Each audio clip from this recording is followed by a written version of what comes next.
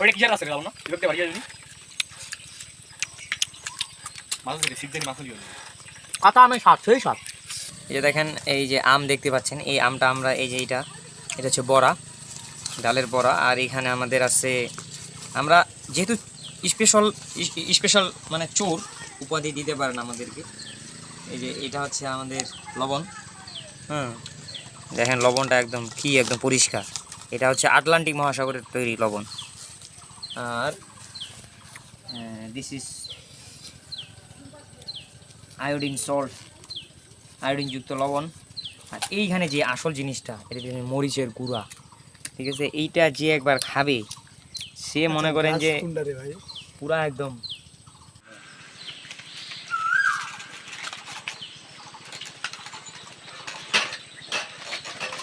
এই থাক। ওই সেই তো দেখি এ দেখো কাকা ওগুলা ফের কি আছে আমার লোক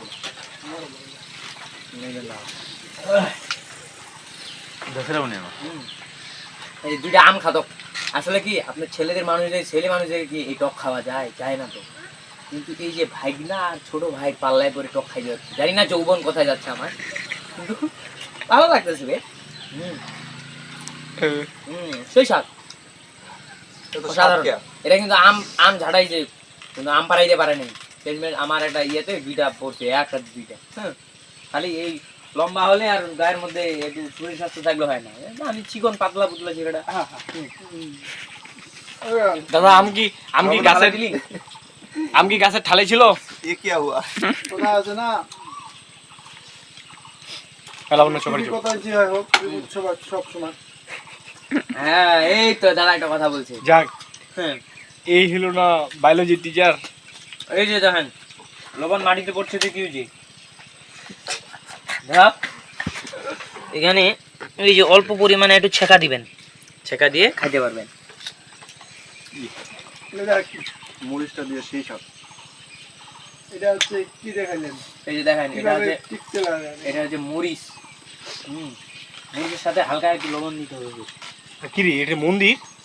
হ্যাঁ হ্যাঁ হ্যাঁ, ওটা কিসের আছে রে লাবণ দেখতে পারি যদি মাছ ধরে সিজনে মাছ লিও কাঁচা আমের স্বাদ সেই স্বাদ। চুরি করা আম অবশ্য, ডাল্লাটা হয়ে গেল। এর জন্য স্বাদটা একটু বেশি। It's so yummy. দাঁত যদি টক না করে বাঁচে তাহলে খোসা সহ খাওয়া লাগবে।